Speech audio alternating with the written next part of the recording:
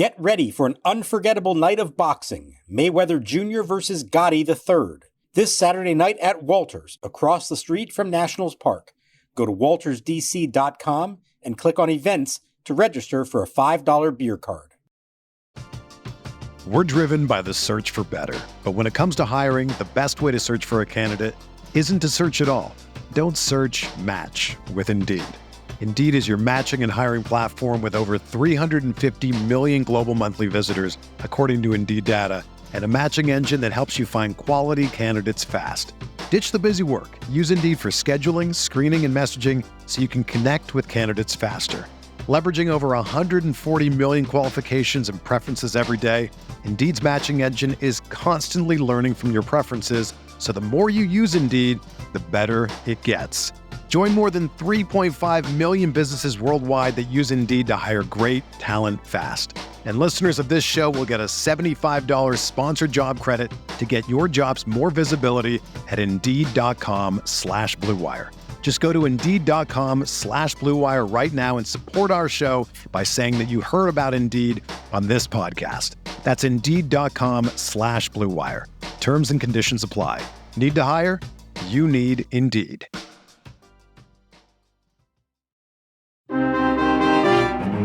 Sends it deep to center. Gilbert watches it go. Dylan Cruz with a solo homer, his first SEC homer. With the number 2 pick in the 2023 MLB Draft, the Washington Nationals select Dylan Cruz, an outfielder from LSU. First pitch here, he swings and crushes one deep down the left field line. This one has a chance. It is gone. It's a grand slam for Dylan Cruz. Sharp wind blowing out to left field certainly helped that laser, and now, after confirming, it's a grand slam for Dylan Cruz. The second home run at the AA level for one of the top prospects in baseball. Dylan Cruz steps on the plate. And another 0-2, swinging a fly ball to center. Cruz is going back, still going back. He squares up, gets twisted around, and he makes the catch. Cruz stabbed it over his head after he got twisted around some, but he didn't lose his balance, and he caught it as he got to the warning track in center field. Good job by Cruz. Ferrer to the belt. He fires. Swinging a ground ball up the middle. Abrams has it behind second. He throws to first low. Yepes can't pick it up, and the ball game's over. On a throwing error by CJ Abrams, the Braves win it 3-2. And welcome to Nats Chat for Saturday, August 24th.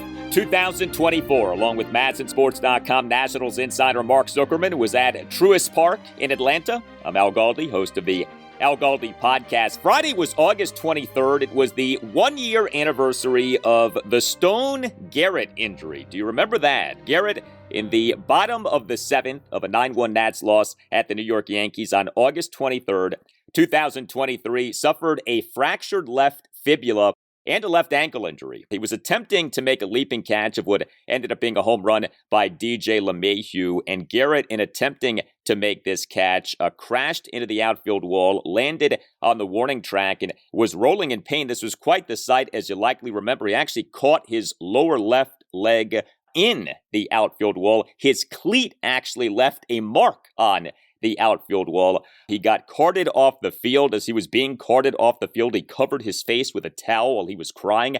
Again, it was quite the scene. Anyway, fast forward to August 23rd, 2024. Much happier news. We on Friday afternoon had reports that the Nats, yes, are promoting outfielder Dylan Cruz from AAA-Rochester to the majors for Monday evening's Game 1 of a 3-game series against, the New York Yankees, this time at Nationals Park. Funny how things work out, as yes, we finally have gotten this news that we have been anticipating. In the meantime, the Nats on Friday night lost at the Atlanta Braves 3-2 in 10 innings in Game 1 of a 3-game series. And very eerily, the Nats right fielder in this game on an August 23rd left the game due to injury. Alex Cole left the game off getting hurt in the bottom of the second. He fell down while running in on a flyout to second baseman Ildemaro Vargas for the third out. Could it be that Dylan Cruz will be promoted to the majors before Monday, if in fact Alex Call is hurt. More on that momentarily. A lot to get to with this game on Friday evening, including more maddening outs by the Nats on the base pass, but also a very encouraging outing from MacKenzie Gore. The Nats now are 58 and 71. But Mark, August 23rd has been quite the date in recent Nats history. Well, I'll go even a little further back, Al. I saw somebody mention earlier that it was August 23rd, 2011, when the earthquake struck the Washington, D.C. area. I remember that day well. I know you do as well. This wasn't quite an earthquake, the news that happened in the day, but it was a big deal, and it probably sent a few shockwaves, maybe through the organization and the rest of the baseball world. And then what happened in the game maybe affects all of this as well. This was about as newsy and eventful of a day as the Nationals have had in a while. And the shame of it is that even though the result of the game was really agonizing, and even though nobody wanted to see Alex Call get hurt, especially in that manner, there actually was a lot of good positive stuff to happen over the course of the day on and off the field. So this makes it, I think, really a strange day. And I think one of those days that you have to separate what's going on in the immediate and what actually mattered today versus what all some of these things mean in the bigger picture, because I think there are some really encouraging positive things that happened in a larger sense. August 23rd also is the birthday of Sonny Jurgensen. He turned 90 on Friday. And August 23rd is my son's birthday. He turned 7 on Friday. So, hey, happy birthday. A lot happening on August 23rd. All right, so I guess we should start with this. How hurt is Alex Call? The pitch to Garcia on the way, swung on and hit in the air to shallow right.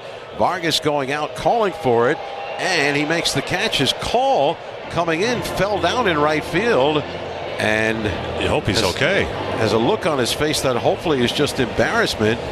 His spike's caught and he's hurt. He can't get up. He's hurt.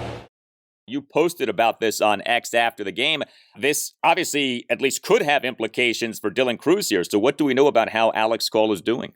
So when you watched it and you see him come charging in and just go down, no contact at all, I thought initially maybe his foot got caught in the turf, and your thoughts go to, oh my God, Achilles injuries. You're thinking all those things and he has to leave in the cart. Well, he afterwards said that he felt something snap in his foot, not his ankle. They didn't know exactly what that was, and he doesn't know what an Achilles rupture would feel like, so he did have some concerns. But he also noted that he has been dealing with some plantar fasciitis here recently. And I actually did see him kind of walking through the clubhouse earlier in the afternoon with a little bit of a limp and didn't know what exactly that was, but I think it turned out it was that. And so he got the MRI. He's still waiting for everybody to read it all and get back to him. But his initial sense was actually one of optimism.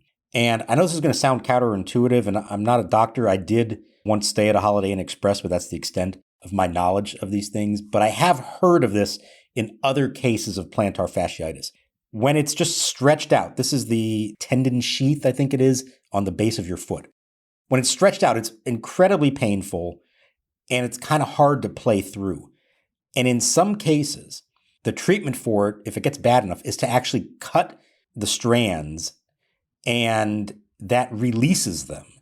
And you would think that's a bad thing, but it actually makes it better and gets rid of the pain. And so he's thinking, and what they're telling him is that potentially what he felt was that plantar fascia kind of coming apart, tearing fully instead of just being stretched.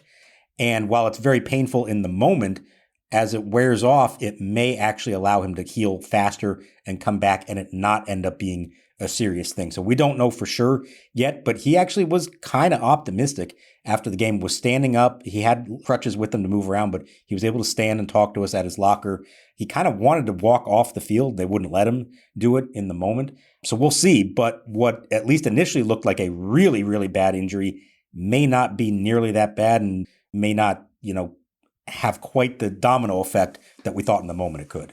Well, it's going to be fascinating to see what the corresponding roster move to Dylan Cruz being promoted to the majors is, because obviously there will be a corresponding roster move that will need to be made. But yeah, let us take this in, because we have been talking about this a lot. Dylan Cruz is coming to the majors, and I think the timing of this is so interesting, as we have talked about. The Nats could have promoted Cruz this past week, could have promoted him for the series against the lowly Rockies, chose not to do that. Instead, the Nats are throwing this guy right into the fire. And I got to say, I admire the bold nature of this. Like, this takes some chutzpah, what the Nats are doing. And, look, it's the kind of thing that I guess you could say maybe might backfire. But on the other hand, there is going to be some real juice at Nationals Park this coming week. I mean, you think about the tag team battle of outfielders that we will have in this series. The Nats, James Wood and Dylan Cruz versus the Yankees, Juan Soto and Aaron Judge. This is going to be really exciting what's happening on Monday evening. And moving forward, Dylan Cruz, it's been an interesting year for him, right? Number 2 overall pick in the 2023 MLB draft out of LSU. He, per MLB Pipeline, is the number 3 overall prospect in baseball. He, per Baseball America, is the number 4 overall prospect in baseball. His overall stats for AA-Harrisburg and AAA-Rochester this season are good, but not great. But he, for Harrisburg, got off to a slow start, then dealt with a hamstring injury. He got promoted from Harrisburg to Rochester on June 18th, and he has had a great month of August for Rochester. Batting average of .306, on base percentage of .366, slugging percentage of .542. And it's impossible to ignore how this is so much like the promotion of James Wood, where the news is leaked / reported on a Friday afternoon, and the Major League debut ends up happening the following Monday. Funny how that worked out. It was a carbon copy of the James Wood revelation and ultimately decision to call him up. And I was, in a way, kicking myself in kind of a joking way for not just pre-writing the story and having it ready to go on Friday afternoon. Just should have assumed that this was exactly how it was going to play out.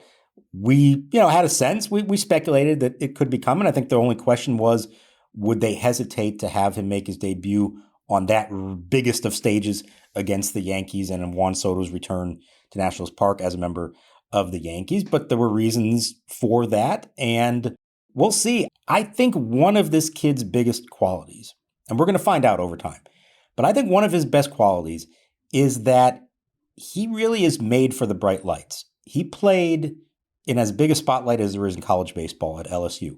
He went there as a highly touted prospect and played 3 seasons there with a huge spotlight on him and on the team, and performed all the way through the College World Series, helping them win a title and winning the Golden Spikes Award as the best player in college baseball. And I remember the night of the draft, them talking about him, about how that was such a thing for him, in that there's no challenge he doesn't accept, how he rises to the occasion so much, and how he wants to be the guy with the spotlight on him. And he doesn't feel that as pressure, but actually as something to strive for, as a motivator for him.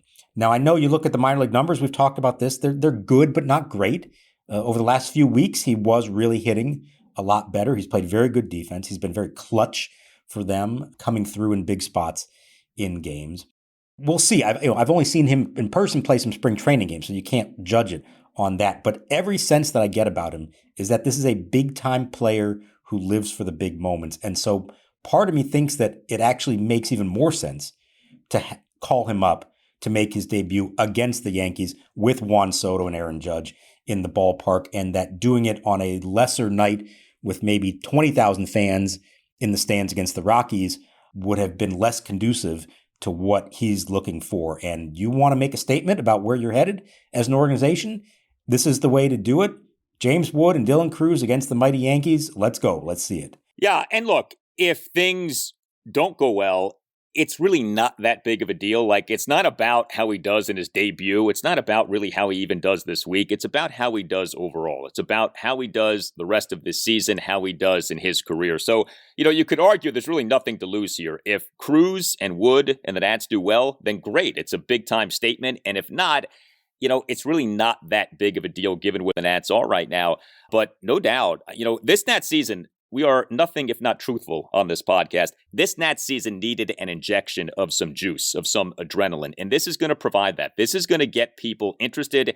This is going to get people excited. And if Cruz hits the ground running, which he may well do, I mean, the guy's got the ability to do that, you're going to have, I think, some real oomph to the final few weeks here of this Nats regular season, which would be awesome. So if you go all the way back to the beginning of the season, we were kind of making our predictions and talking about how we saw the season playing out.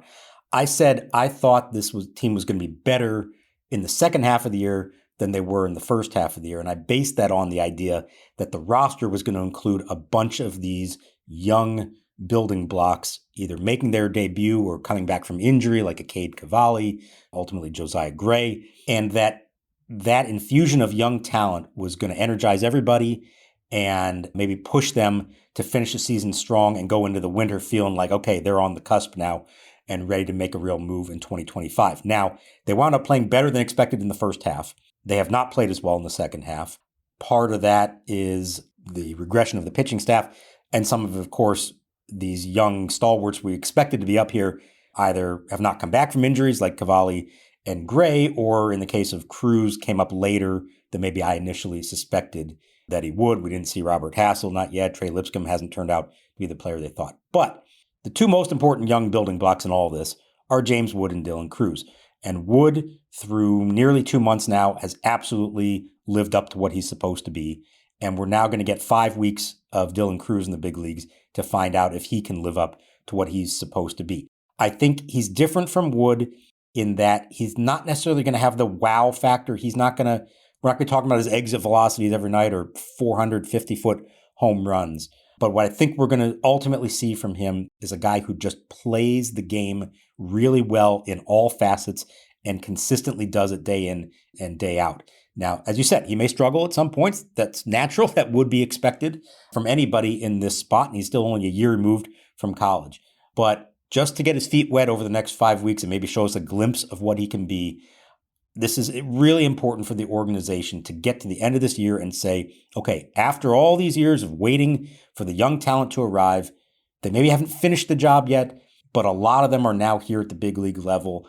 And you can now see the light at the end of the tunnel. And I think Dylan Cruz is a huge part of that. Yeah, I mean, he and Wood are the true foundational pieces of this rebuild. Like, we can talk about CJ Abrams and Keibert Ruiz and MacKenzie Gore and Josiah Gray, and they are all crucial pieces, no doubt. But if you're ranking the pieces in terms of potential, Cruz and Wood are 1, 2, in whatever order you want to put them in. I mean, let's be clear about this. Like, these are the two guys who, in theory, can lead this team more so than any other players. And, you know, you think about what the nucleus could be with Cruz and Wood and Abrams and Gore if he comes through, and Gray if he gets back to being healthy. And it is exciting to think about. And again, I think Nats fans needed this. I think, you know, these last few weeks have been rough with the trade deadline and with the team struggling and with what has happened with Gray and Gore and, you know, Abrams being so up and down, et cetera. So to have Wood doing well and now Cruz coming to the majors, this is welcome, and I'm pumped. This is going to be exciting this coming week. If I just said to you nothing else, I'm not going to tell you what their record is or anything else that's happened. But if I said to you when the season ends, the Nationals are going to have a lineup that goes 1, 2, 3, Abrams, Cruz, and Wood. Would that be a successful year? Probably. I mean, you want them to be playing well, of course. But above all else, that's where this season needed to get to eventually. And I'm glad that we're at least going to get 5 weeks of those three guys. Maybe not initially, but I think it won't be too long before we see the three of them in some order at the top of their lineup. Florida State football is back at Walter Sports Bar for the season. The Seminoles kick off Week 0 this Saturday at noon against Georgia Tech. In honor of the game being played in Dublin, Jameson is treating everyone who registers to their first green tea shot on the house. We're driven by the search for better. But when it comes to hiring, the best way to search for a candidate isn't to search at all. Don't search, match with Indeed. Indeed is your matching and hiring platform with over 350 million global monthly visitors, according to Indeed data, and a matching engine that helps you find quality candidates fast. Ditch the busy work. Use Indeed for scheduling, screening, and messaging so you can connect with candidates faster. Leveraging over 140 million qualifications and preferences every day, Indeed's matching engine is constantly learning from your preferences, so the more you use Indeed, the better it gets. Join more than 3.5 million businesses worldwide that use Indeed to hire great talent fast. And listeners of this show will get a $75 sponsored job credit to get your jobs more visibility at Indeed.com/Blue Wire. Just go to Indeed.com/Blue Wire right now and support our show by saying that you heard about Indeed on this podcast. That's Indeed.com/Blue Wire. Terms and conditions apply. Need to hire? You need Indeed. This episode is brought to you by Honda. When you test drive the all-new Prologue EV, there's a lot that can impress you about it. There's the class-leading passenger space, the clean, thoughtful design, and the intuitive technology. But out of everything, what you'll really love most is that it's a Honda. Visit honda.com/EV to see offers.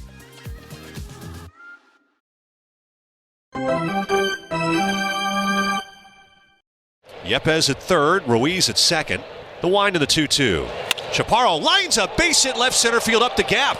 Nationals are going to take the lead. Yepez scores. Ruiz to the plate. He's jogging in. He'll score. The throw to second is not in time. It's 2-1 Nationals. Big hit for Chaparro, his fifth double, second and third RBIs. Well, this Nats 3-2 10-inning loss at the Atlanta Braves on Friday night was an odd game in a lot of ways. The Nats in this game did blow a 2-1 seventh-inning lead. The Nats lost this game despite out-hitting the Braves 10-8. The Nats lost this game despite the Braves going 0 for 9 with runners in scoring position. The Nats went 2 for 8 with runners in scoring position. And consider this. What happened with the Nats bullpen in this game from a, shall we say, record-keeping standpoint, Eduardo Salazar did nothing wrong, and yet he got charged with the loss in this game. So 4 Nats relievers combined to allow 2 runs, 1 earned in 3 2/3 innings. Jacob Barnes allowed 1 run in 1 2/3 innings. Robert Garcia got yet another big out. He only faced 1 batter, but he got the out via a swinging strikeout, a 3-pitch swinging strikeout of the Braves' number 4 batter, Matt Olson, to end the bottom of the 8th. Then came Eduardo Salazar, who was really good. But he officially allowed 1 run, which was unearned in 1 2/3 innings. He tossed a perfect bottom of the 9th. He, in a Braves 1-run 10th, faced 2 batters and got 2 outs. So he faced 5 batters. He got 5 outs. But he was charged with a run on a walk-off throwing error with him out of the game. Jose A. Ferrer in that Braves 1-run 10th threw 3 pitches. His 3rd pitch resulted in a grounder up the middle off the bat of Michael Harris II, and shortstop CJ Abrams, who did not start the game but came into the game off the bench, he on that Michael Harris II grounder committed a walk-off throwing error as an Abrams 1-hop throw was not caught by first baseman Juan Yepez. And I say it that way because, well, no, that was not a great throw by Abrams. That's a throw that could have been caught and was not caught by Yepez, whose defensive issues we have talked about. So what an odd night. I don't know that Eduardo Salazar is going to lose sleep over being charged with the loss in this game, but that is bizarre, man, that you do everything right and you get charged with a run and you get charged with a loss. This is the number one reason I never liked the new extra inning rule.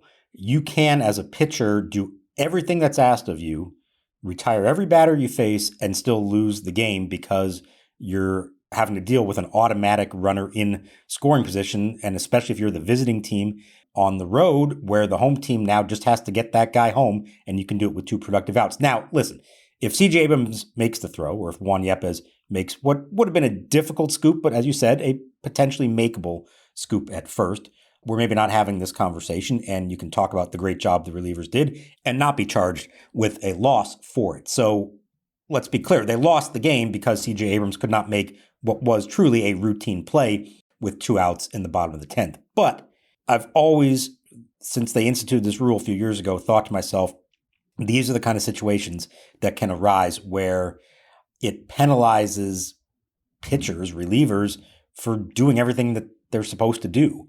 And I get it. You want to shorten games. It has worked in that regard. And hey, the Nats had their chance to get the automatic runner home in the top of the 10th, and they did not convert. And that was one of their many issues with fundamentals in this game. And I think the primary reason that they lost the game. But I just have never liked this idea of losing a game despite doing nothing wrong as a pitcher. See, it's funny. I take what happened with Salazar as further reason to ignore pitcher win-loss records. Like, that was my takeaway from this of, man, if you thought that pitcher win-loss records couldn't be worthless enough, now they're even more worthless when you see what happened with Salazar getting charged with the loss there. But that was odd. And yeah, the Nats in this game, all kinds of fundamental mistakes, all kinds of little things that were not done well. So we had the CJ Abrams walk-off throwing error. We had 3 more big outs by the Nats on the base paths in this game. 2 of the outs were made by Jacob Young, although you could argue one of the outs should not have been an out. But Jacob Young in this game as the Nats starting center fielder and number 8 batter, 2 for 3 with a double, a single, and a hit by pitch. He also had a stolen base, so he did plenty of good things in this game. But like I said, 2 outs on the base paths. Young, top of the third, a 1-out full count, opposite field double to right field despite having been down in the count at 1.12. And he had to steal a third base. You love all that, but he got tagged out at home on a 1-3-2 double play on a botched squeeze play with Nasim Nunez bunting. Young in the top of the 7th, a 1-out single to left field, but he was thrown out in an attempted steal of third base for the 3rd out, although Young appeared as if he was safe. The play, though, was reviewed and upheld, so I don't know that we necessarily put that on Young, but again, that was an out on the base pass, and Young, top of the 10th, did draw a leadoff hit by pitch. The other out on the base pass by the Nats in this game came from Ildemaro Vargas, who was the Nats starting second baseman and number 6 batter, 2 for 4 with 2 2-out singles, but Vargas, top of the 6th, off a 2-out opposite field single through the right side of the infield, got picked off and caught in an attempted steal of second base. So here we are, once again, talking about multiple outs made by the Nats on the base pass in a game that they lose by 1 run in 10 innings, in a game in which the Nats actually got on base a lot with the great Chris Sale pitching. Now, Sale allowed 2 runs in 7 innings, but the Nats got 9 hits off Sale in addition to drawing a walk off him. The Nats had base runners in this game, but once again ran themselves into way too many outs. So that's the thing, is you were in a position to beat Chris Sale. And if I had told you that coming in, would you have believed that they had a good chance to win this game, given how much Gore had been struggling of late and how good Sale has been? No. So on the one hand, you say, okay, great job that they were in a position and scored a couple runs against him. But on the other hand, you say, you've got to then actually convert when you have those opportunities. And the last thing you can do in that case is run yourself into outs. And I agree that the second Young one, he sure looked safe. They had it up on the Jumbotron here. Everybody's watching it, including the umpires. The Braves were all assuming the inning was going to continue, that it was not over. They were coming back onto the field. And even when it was ultimately ruled, Jacob Young asked one of the guys, like, hey, what's that about? And the umpire just shrugged his shoulders like, I don't know. I can't do anything about that. Very frustrating, of course. But think of the situation that occurred in. He's trying to steal third with what is ultimately 1 out in the 7th of a tie game. And Joey Gallo strikes out on the same pitch that he gets thrown out. And what happens? James Wood is stuck in the on-deck circle, never gets a chance to bat. And the same thing happens in the 10th when Gallo hits into a double play to end the 10th. James Wood stuck in the on-deck circle. So the fundamental mistakes is one thing, but you're doing that and ultimately taking the bat out of the hands of your best guys who could maybe drive in the runs.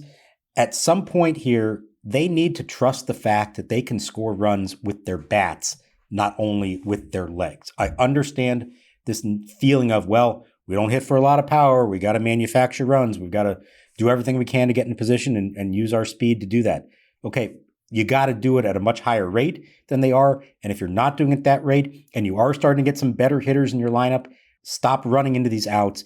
Give your guys a chance to actually hit the ball and score runs that way. And that goes back to the botched squeeze. Why do they have to squeeze in that spot? I get it. It's Nasim Nunez. You're not counting on him to come through against Chris Sale.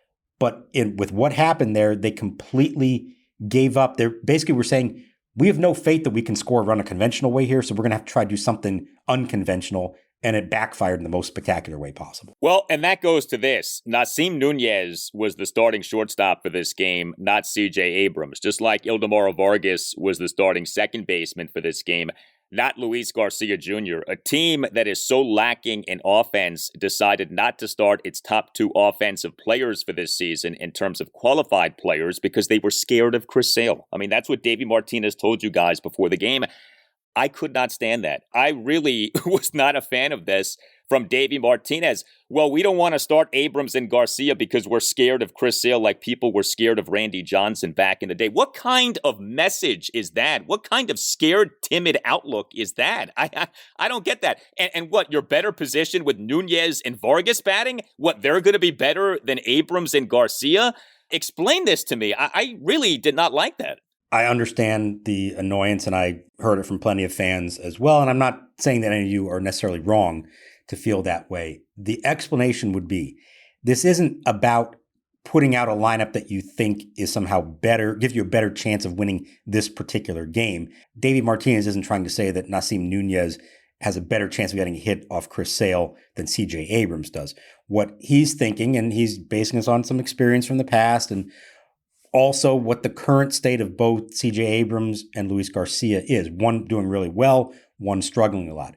His feeling was that when you're facing a guy truly at the top of his game like Chris Sale, who doesn't pitch like other guys do, even other lefties, because of the arm angle coming from the left side, all that kind of stuff, that 4 at-bats against a guy like that, it's not just that you might have a rough game tonight, but that it can throw you off beyond that. And so for a guy like Garcia, who's been red hot, it could kill a good thing that he has going. And for a guy like Abrams, who has been struggling, it can make things worse. Now, you can agree with that, disagree with that, whatever you think. I would just say, I think Davey is thinking not just about doing whatever he can to win this one game, but what he thinks ultimately is best for his 2 really important young players in Garcia and Abrams. Now, will that have been the right decision? I don't know. We'll have to see, and we'll never really know how that works out.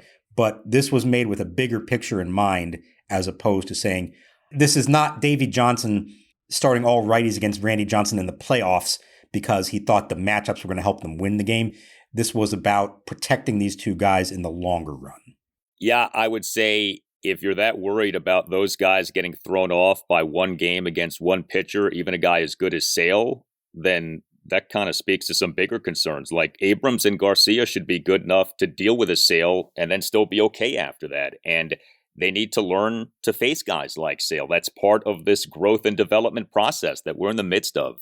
Look, Vargas had 2 hits, so I guess you could say, hey, it didn't blow up in Davey's face, but I didn't like the messaging there. And, the juxtaposition of this bold declaration, we're debuting Dylan Cruz against the mighty Yankees, that juxtaposed with, we don't want to start Abrams and Garcia against Sale because he's really good and Sale could throw those guys off.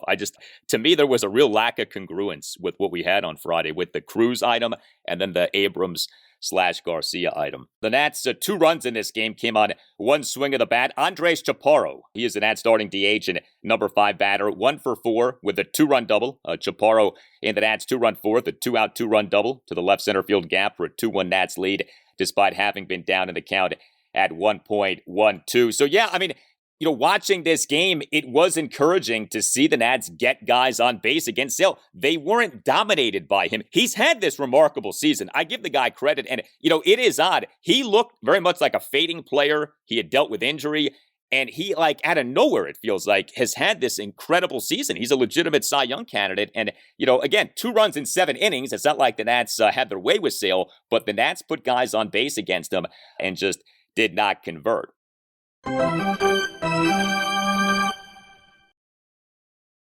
Here's maybe your final report for Dylan Cruz in AAA. 0 for 4 out of the leadoff spot as the DH. Did draw a walk, a single for Brady House, and a rough night on the mound for Jackson Rutledge. Gave up 6 runs in 5 innings. His ERA this season is over 7. Now back to the show. Now the 1-2 pitch. Strike 3 called at the knees, caught him looking. So the stolen base proves academic. Merrifield a little upset on the low strike 3 call, but Gore gets his 4th K and strands that tying run at second base. The biggest bright spot for the Nats in this game by far, and it's kind of a shame because this ends up getting buried by everything else that happened on Friday, but MacKenzie Gore, who had been reeling, ended up having a very encouraging outing. And it's not just what he did, it's how he did what he did. And yes, it's only 1 start, so we're not going to go nuts with this. But right now, he needs all the good outings he can get, and this was a good outing against a good team. Gore on Friday night was good for just the 2nd time in 11 starts. He allowed 1 run in 6 innings, but again, it's how he did that. He was pitch efficient. He, over his 6 innings, threw just 88 pitches. He threw a lot of strikes. He issued no walks. He threw 61 strikes versus just 27 balls. Gore recorded 4 strikeouts, gave up some hits, gave up 7 hits, a home run, 2 doubles, and 4 singles. But for the first time in a long time, it was a pleasure to watch MacKenzie Gore pitch. He was so many things that he has not been lately. This was the guy we saw for most of the first 2 months of the season when he looked like an all-star. And the stuff was better. The command was much better. And on top of that, there was a poise and a presence, I think, out there that had been lacking in a while. This looked like a guy who was confident out there against a good team like the Braves. And so I thought this was a huge start for him. And it starts in the worst possible fashion, a leadoff home run by Michael Harris. And you're thinking, oh, God, here we go. And no, he immediately got it together. He was pumping strikes, 10 pitches in the first, 9 strikes.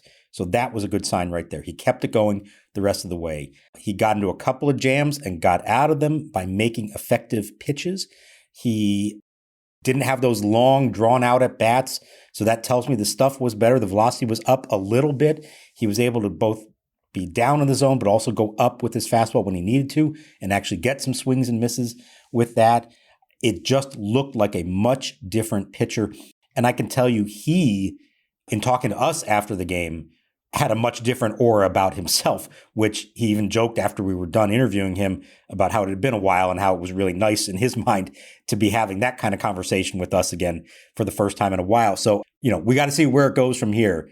But this felt like a big step forward for him, and he really needed it. Very happy to see Gore do well. And, you think about what was on display on Friday night. Chris Sale is what we want Gore to be, right? A left-handed starting pitcher who is an ace, who is a franchise-type guy. And Gore in this game was going toe-to-toe with Sale. I mean, this was a pitcher's duel for a good portion of the night. If not for the Dylan Cruz news, if not for these outs on the base pass, if not for the bizarre ending of the game, we're leading with this. Like, Gore dueled with Sale on Friday night, and that was awesome to see that. So hopefully, like you said, he can build upon that.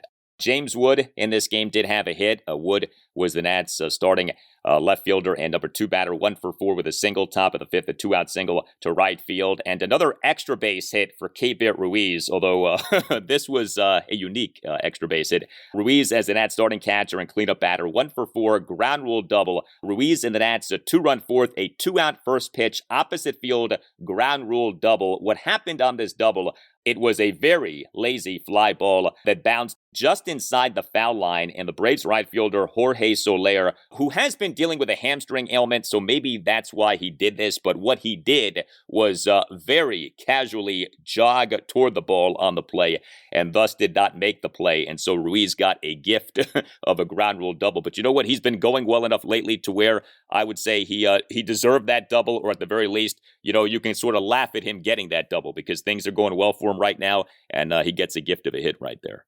Yeah, the way his first 2 months went, he earned something like this one, I think. And so I was glad to see it. And even gladder after that to see Andres Chaparro follow that up with a rocket 101.9 double to score both runs and make the Braves pay for that Soler mistake. You wish there was more of that in this game because there were more opportunities to kind of finish the deal and actually create some real damage against Sale. And that didn't happen, unfortunately, but I was glad to see Chaparro make him pay for it and with a really good, solid contact on that one. Game 2 for the Nats at the Braves Saturday night at 7:20. Jake Irvin will be the Nats starting pitcher. Hit us up on X at Nats_chat. You can email the show, natschatpodcast@gmail.com. You can find us on our website, natschatpodcast.com, in which you can purchase a Nats Chat podcast t-shirt. All Nationals radio highlights on Nats Chat are courtesy of 106.7 The Fan. For Mark Zuckerman, I'm Al Galdi. We thank you for listening, and we'll talk to you next time on the Nats Chat Podcast. Sale fires, and it's lofted in the air, right field. Long chase for Soler, not getting there all that quickly. The ball landing fair, and it's going to bounce out of play. That'll be a double. Yepes didn't realize it. Rounding second, he'll go to third. We talked about Soler just having played defensively since joining the Braves. He was not running after that ball hard at all, and it lands about 2 feet fair and then bounces out of play. That is a catchable ball, but again, Soler Here for his bat, not his glove.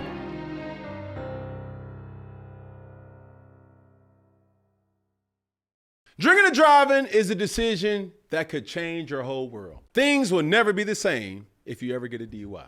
Because legal fees and time in court are just the beginning. Getting into a crash is another way that your world can be turned upside down. Your vehicle may not be the only thing that gets damaged in that crash. You can face a life-altering injury or even death, but you're not the only one that can face those consequences. Your decision to drink and drive can permanently impact not just your world, but someone else's world as well. Whether you injure them or leave their loved ones grieving. The next time you're out drinking, call a rideshare, a taxi, a sober friend, or a designated sober driver. The only decision that will change your world for the better is the decision to call for a sober ride. Drive sober or get pulled over. Paid for by NHTSA.